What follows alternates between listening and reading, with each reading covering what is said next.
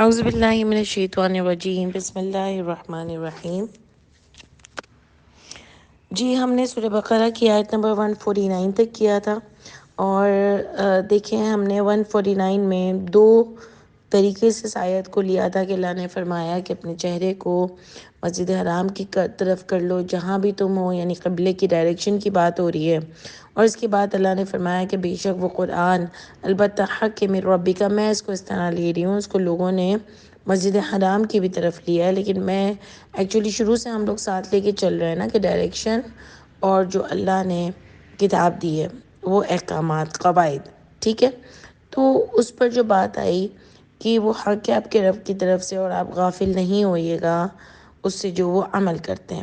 ومن حیث خرجت، اور جہاں کہیں ہو تم، فولی وجہک شطر المسجد الحرام، جہاں کہیں تم ہو اپنے رخ کر لو مسجد حرام کی طرف، وحیثما کنتم فولوا وجوہکم شطرہ، اور جہاں کہیں ہو تم بس پھیر لو تمہارے چہرے کو اسی کی طرف، لئلا یکون للناس علیکم حجہ، ٹھیک ہے۔ اس میں بھی دیکھیں اللہ تعالیٰ کیا بات کریں کہ جہاں کہیں تم ہو، ریپیٹ کر رہے ہیں کہ جہاں کہیں تم ہو اپنے چہرے کو، اپنا ڈائریکشن جو ہے وہ نماز پڑھتے ہوئے مسجد حرام کی طرف کر لو۔ پھر جو دوبارہ بات ریپیٹ کر رہے ہیں کہ جہاں کہیں ہو تم بس پھیر لو اپنے چہرے کو شطرہ، اسی اللہ کی طرف، یعنی اللہ کے آرڈرز کو بھی ساتھ ساتھ فالو کرو۔ دیکھیں آپ بس یہ دماغ میں رکھیے کہ دونوں چیزیں ساتھ ساتھ چل رہی ہیں، اللہ کے آرڈرز بھی اور اللہ نے جو ڈائریکشن کا کہا ہے نماز کو پڑھتے ہوئے وہ بھی، دونوں چیزیں ساتھ ساتھ چل رہی ہیں، اس میں کوئی کنفیوژن نہیں ہے، بالکل ایزیلی یہ بات ہم سمجھ سکتے ہیں، اور دونوں ہی ہمارے لیے تو بہت امپورٹنٹ باتیں ہیں۔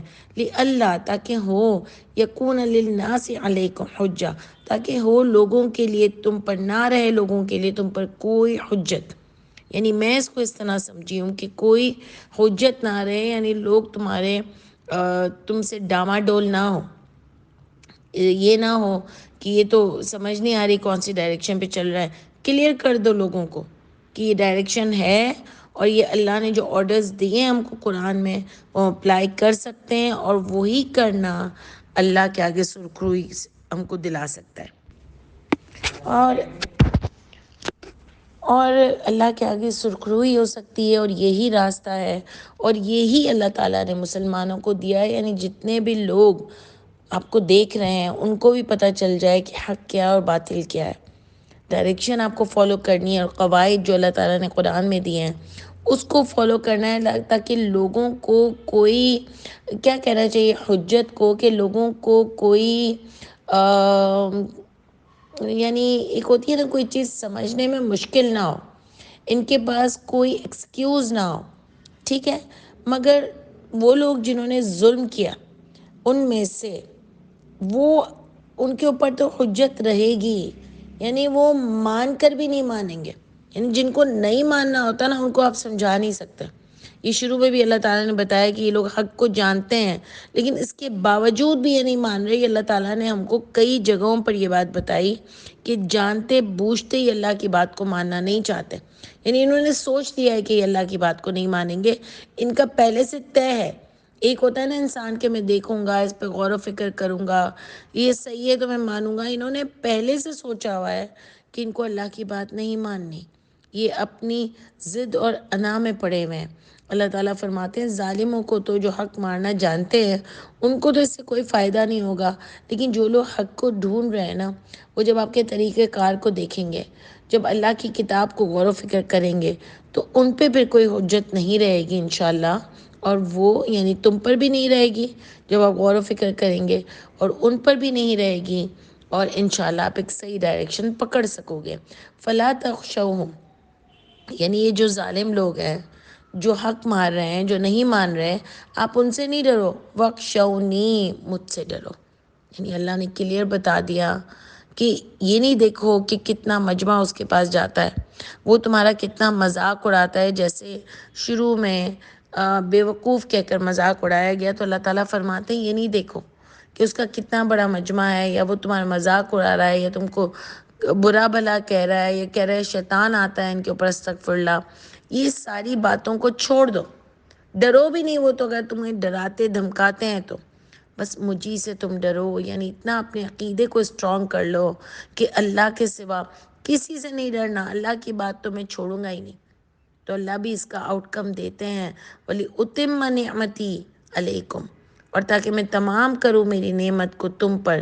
یہ مجھے لگتا ہے ہم لوگ کر چکے تھے، شاید میں نے آیت 150 لکھی نہیں، لیکن چلیں پھر بھی اس کو دیکھ لیتے ہیں کہ ولی اتم نعمتی علیکم، اور میں تمام کروں میری نعمتیں تم پر. یعنی نعمتیں تو ہوتی ہیں ان کے پاس، لیکن میں اس آیت کو اس طرح سمجھتی ہوں، مجھے ایسے سمجھ آتا ہے، آپ بھی ضرور بتائیے گا کوئی اور آپ کو کسی اور سٹائل میں اچھے سے سمجھ آ رہا ہو، کہ نعمتیں تو ہوتی ہیں لیکن تمام کیا ہوتی ہیں کہ آپ اس نعمتوں کو انجوائے بھی کر سکو. آج کل کے زمانے میں کیا ہے، فرسٹریشن، ڈپریشن، بہت پیسے والوں کے پاس بھی یہی ہے، سب کچھ ہونے کے باوجود بھی یہی ہے، اتنے سائیکولوجیکل کیسز بڑھ گئے ہیں. اس کی وجہ کیا ہوتی ہے کہ ہم اللہ تعالیٰ کی بات نہیں مان رہے، اللہ تعالیٰ کے اصولوں پہ نہیں چل رہے نا، تو ہمیں سکون بھی نہیں مل رہا. اسی لیے تو میں بار بار یہ دعا کرتی ہوں نا اپنے لیے کہ اللہ تعالیٰ خوشیوں کے ساتھ میرے دل سے دنیا کو نکال دیجیے خوشیوں کے ساتھ. اللہ تعالیٰ ہم کو ٹھنڈک نصیب کیجیے، جو آپ اپنی خوشی سے، آپ کی رضا جس میں ہو، جو آپ ہم کو دیتے ہیں، ہم کو اس میں خوشی دیجیے. دیکھیں دعا تو مانگ سکتے ہیں نا ترقی کی، آگے جانے کی، لیکن خوشی، ایک جو سکون والا انسان ہوتا ہے نا، اس کو ایک خوشی محسوس ہوتی ہے. تو یہ ہوتی ہیں نعمتیں تمام کریں تم پر. جیسے اللہ تعالیٰ فرماتے ہیں نا کہ وہ لوگ جو کہہ دیتے ہیں رب ہمارا اللہ ہے، پھر جم جاتے ہیں. یعنی اب اللہ کی بات تو میں رد کر ہی نہیں سکتا، چاہے پوری دنیا آ کے مجھے بولے، لیکن جو کتاب میں لکھا ہے میں اس کو چھوڑ نہیں سکتا. رب تو میرا اللہ ہے، میرا پالنے والا وہ ہے، میں صرف اسی سے ڈرتا ہوں اور اسی کی بات مانوں گا. تو اللہ بھی کیا فرماتے ہیں، تتنزل الملائکہ، نازل کرتے ہیں اس پر فرشتے. فرشتے کہتے ہیں ولا تخاف، نہیں تم خوف کھانا اور نہ ہی تم غمگین ہونا. یعنی اللہ تعالیٰ ان کو یہ انعام دیتے ہیں. یہاں اللہ تعالیٰ فرماتے ہیں کہ میں نعمتیں تمام کروں گا تم پر، وَلَعَلَّكُمْ تَهْتَدُونَ، اور شاید کہ تم ہدایت پالو. اب دیکھیں نا، ہم وظیفے ڈھونڈتے ہیں نا، اکثر لوگ وظیفے پوچھتے ہیں، تو یہ کیا وظیفے نہیں ہیں کہ ایک جو ہم نے ابھی پڑھا کہ جو وہ لوگ جو کہہ دیتے ہیں رب تمہارا اللہ ہے، پھر جم جاتے ہیں. تو جم جاتے ہیں تو اللہ کا انعام بھی اترتا ہے. جب آپ جمو گے تو یہ وظیفہ ہے کہ اللہ کا انعام اترے گا. اللہ کہہ رہے میری بات کو سمجھ جاؤ گے، میرے قواعد پر چلو گے، تو اللہ تعالیٰ بھی، یعنی مجھ سے ڈرو گے اور مجھے سپریم اتھارٹی مان لو گے دل کے ساتھ، تو میں بھی اپنی نعمتیں تم پر تمام کروں گا. یعنی سکون دوں گا، خوشی دوں گا، اطمینان دوں گا. یہ بہت بڑی چیز ہوتی ہے. جب پہلے صحابہ کرام اور جنگوں کے لیے نکلا کرتے تھے تو اللہ تعالیٰ ان کو بارش سے ٹھنڈک دیتے تھے، ان کو فریش کرنے کے لیے بارش دیتے تھے، ان کو نیند، آپ نے پڑھا ہے نا قرآن میں کہ اللہ تعالیٰ نے ان کو سلا دیا، نیند دے دی تاکہ یہ فریش اٹھیں. یہ اللہ ایسی چیزیں کرتے ہیں.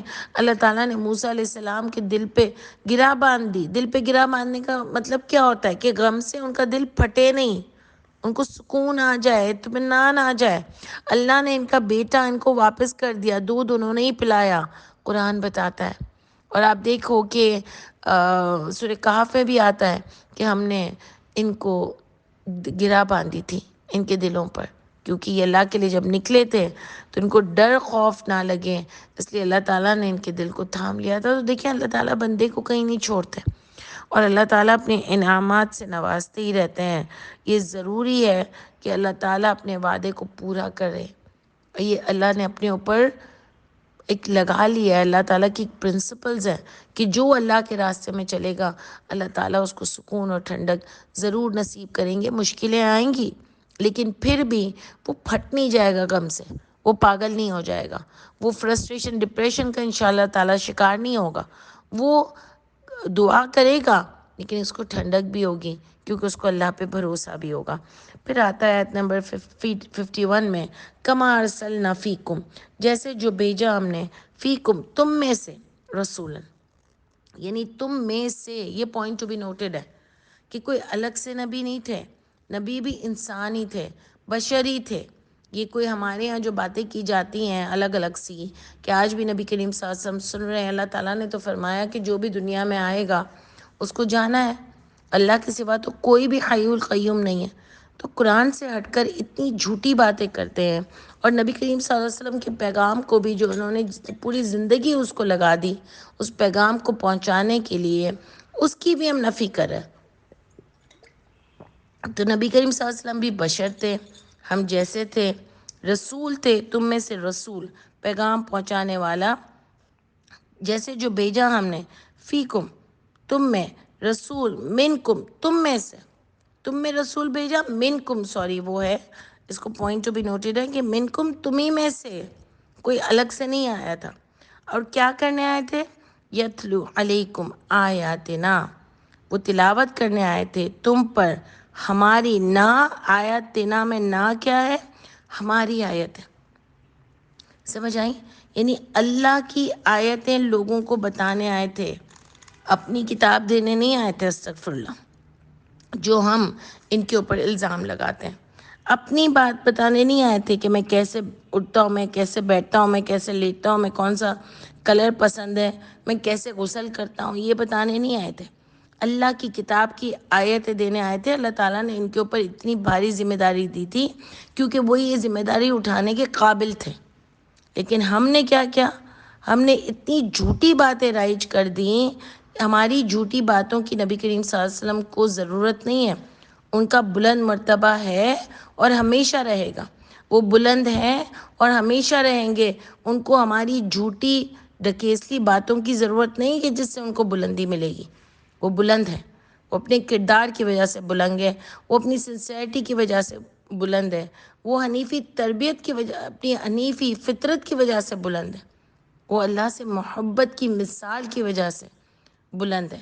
ہر نبی بلند ہے کیونکہ ان کے اندر ایک کردار ہے، ایک بہترین پرسنالٹی، کیریکٹر کے مالک ہیں وہ لوگ، اور بہت بہادر اور بہت سنسیئر ہیں.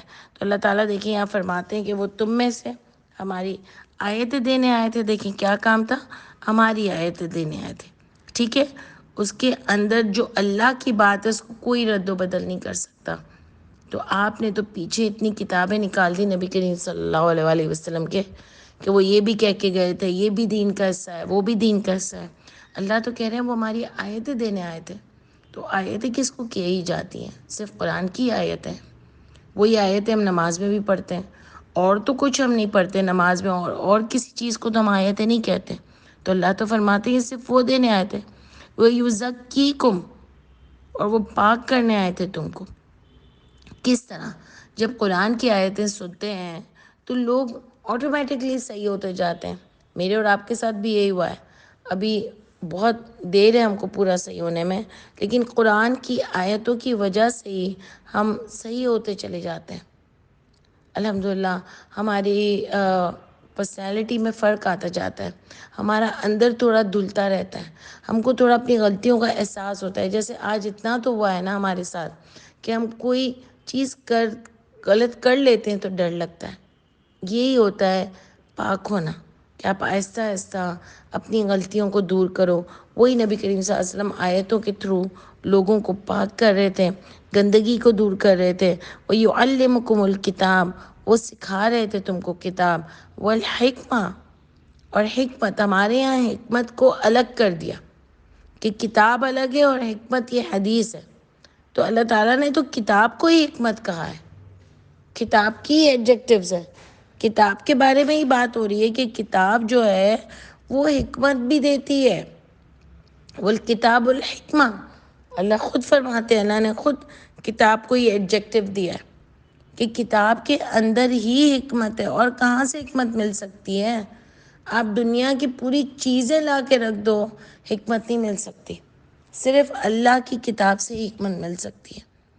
وَيُعَلِّمُكُمُ مَا لَمْ تَكُونُوا تَعْلَمُونَ، اور سکھا رہے تھے تم کو جو نہیں تم تھے تعلمون، تم عمل کرتے تھے. یعنی جو تم عمل نہیں کر رہے تھے وہ تم کو سکھا رہے تھے، یا تم جانتے نہیں تھے. ٹھیک ہے، تم نہیں جانتے تھے، وہ تم کو سکھا رہے تھے. تو آپ دیکھو کہ میں اس کو کیوں تعلمون میں دونوں چیزیں آتی ہے کہ تم علم نہیں رکھ رہے تھے، تو علم نہیں رکھ رہے تھے اس کا مطلب تم وہ چیز کر بھی نہیں رہے تھے، کیونکہ عام لوگوں کو اتنا کتاب کے بارے میں پتہ نہیں تھا. بڑے لوگ جو ان کو بولتے تھے وہ کر لیتے تھے. تو نبی کریم صلی اللہ علیہ وسلم نے آ کر ان کو ان کی عقل پر بھی بات رکھی کہ اس کو کھولو، اپنی کتاب بھی کھولو اور اپنی کتاب سے ٹیلی کر لو. ہر نبی آ کے لوگوں کو یہ نہیں بولتا تھا کہ مجھے اندھا دھند مان لو، وہ یہ کہتا تھا مصدقا لما بین یدی، اپنی کتاب سے ٹیلی کر لو. سمجھ آئی؟ دیکھیں نا، کسی کو بھی آپ کوئی بات بتاؤ گے، جب آپ اس کو قرآن میں آنکھیں کھول کے بولو گے نا کہ یہ ذرا تم دیکھو یہ آیت آ رہی ہے، تو اس کو جلدی وہ بات سمجھ آئے گی. آپ یہ نہیں بولو گے کہ میں کہہ رہی ہوں تو بس مان لو. گھر میں بھی یہی ہوتا ہے نا، بچوں کو ہم سمجھاتے نہیں ہے پورا کہ کیا کہا گیا ہے، دوستوں کو کسی کو بھی ہم پورا سمجھاتے ہیں، ہم کہہ رہے ہیں بس میں کہہ رہی ہوں تمہیں مجھ پہ یقین نہیں ہے. جب قرآن کی آیت سامنے ہوگی تو ہم بولیں گے یار مجھے تو یہ قرآن سے مل رہا ہے، آپ بھی پلیز دیکھو اس کا کیا مطلب ہے، اللہ تعالیٰ تو یہ فرماتے ہیں. تو جب آپ یہ بولو گے نا تو انسان کو کہیں نہ کہیں ٹچ ہوتا ہے، کیونکہ یہ اللہ کی کتاب ہے. جب وہ غور سے دیکھتا ہے نا کہ یہ تو آیتیں ہیں، یہ تو اللہ نے یہ آیتیں لکھی ہیں قرآن میں، یہ تو واقعی صحیح بات ہے. اور میں نے اکثر لوگوں کو دیکھا ہے کہ جب قرآن کی آیتیں دیکھ لیتے ہیں نا تو یقین ہو جاتا ہے. وہ جو نہ ماننے والے ہیں ان کو تو خیر ماننا ہی نہیں ہوتا، انہوں نے تو تہیا کیا ہوتا ہے کہ کتاب دیکھ لیں کچھ بھی کر لیں، ماننا نہیں ہے. تو اللہ تعالیٰ نے یہاں پر ہم کو یہ بتایا کہ رسول کیا کرنے آئے تھے، وہ تلاوت کرنے آئے تھے تم پر ہماری آیتیں، وہ پاک کرنے آئے تھے تم کو، وہ سکھانے آئے تھے تم کو کتاب اور حکمت، اور سکھانے آئے تھے تم کو جو نہیں تم جانتے تھے. یہ نبی کریم صلی اللہ علیہ وآلہ وسلم کا کام تھا، اسی پہ انہوں نے پوری زندگی گزاری اور محنت کی. آج اگر میں اور آپ بھی ان سے پیار کرتے ہیں نا تو ہمیں بھی ان کی سنت پر عمل کرنے کا شوق ہے نا، تو یہی ان کی سنت ہے کہ وہ اللہ کی بات پر پہلے خود ایمان لاتے تھے، عمل کرتے تھے اور لوگوں کو بھی اسی طرف راغب کرنے کی کوشش کرتے تھے. اس کے لیے انہوں نے ہجرتیں بھی کی، فائٹ بھی کی. نبی کریم صلی اللہ علیہ وسلم کے جو لوگ تھے انہوں نے بہت محنت کی. آپ دیکھو مجھے اور آپ کو تو کچھ بھی نہیں کرنا پڑا. اگر ہم یہ کام بھی نہیں کر سکتے تو آپ سوچو ہم کیا منہ دکھائیں گے اللہ تعالیٰ کی ذات کو. اور نبی کریم صلی اللہ علیہ وسلم جن سے بھی ہمیں بہت پیار ہے اللہ کے بعد، تو ان کو کیسے قیامت کے دن ہم ملاقات کر سکیں گے. تو یہ ہمیں بہت دیکھنا ہے. بہت خوبصورت آیتیں ہیں کہ کیسے ایسے لوگوں میں ہر طرف سے برے لوگ تھے اور ہر طرف سے ان کے اوپر باتیں ہو رہی تھی، بوچھار ہو رہی تھی چیزوں کی. نکلنا پڑا ان کو مکہ سے، لیکن پھر بھی یہ لوگ پیچھے نہیں ہٹے اور انہوں نے جی جان سے اللہ تعالیٰ کا کام کیا. تو آپ کو کیا لگتا ہے کہ میں اور آپ بس اچھے ڈرائنگ روم میں درس سن کر اور بس جو ہے وہ سن لیا، نمازیں پڑھ لی اور ہم کو یوں ہی جنت مل جائے گی؟ اللہ فرماتے ہیں حسبتم ان تدخلوا الجنہ، ابھی کیا تم گمان کرتے ہو کہ یوں ہی جنت میں چلے جاؤ گے؟ ابھی آزمایا نہیں ہے تم میں سے صبر کرنے والوں کو اور جہاد کرنے والوں کو. یعنی مشکلیں آئیں گی، پھر آپ کو اس کا مقابلہ کرنا ہوگا. دنیا کی مشکلیں آئیں گی، بس اللہ سے دعا ہے کہ اللہ تعالیٰ ہم کو بڑی مشکلوں میں نہ ڈالیں، لیکن چھوٹی چھوٹی آتی رہیں گی اور اللہ اس میں دیکھتے رہیں گے کہ ہم کتنے اپ رائٹ ہیں، کتنے اللہ سے پیار کرتے ہیں اور کتنا اللہ کی باتوں پر عمل کرتے ہیں. ہماری زندگی میں چلتا رہے گا، ہر پل آزمائش آئے گی اور ہم کو دیکھنا ہے کہ ہم سرخرو ہوتے ہیں یا نہیں ہوتے. اور کب ہوں گے؟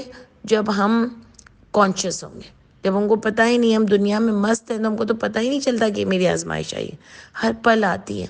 اور آپ کو دیکھو اگر آپ اللہ کے آگے میں اور آپ سرخروئی سے جواب دینا چاہتے ہیں نا تو ہم کو اپنے آپ کو بہت اٹینٹیو رکھنے کی ضرورت ہے. انشاءاللہ تعالیٰ پھر انشاءاللہ آگے کنٹینیو کرتے ہیں. سبحان ربک رب العزت عما یصفون وسلام علی المرسلین والحمد للہ رب العالمین.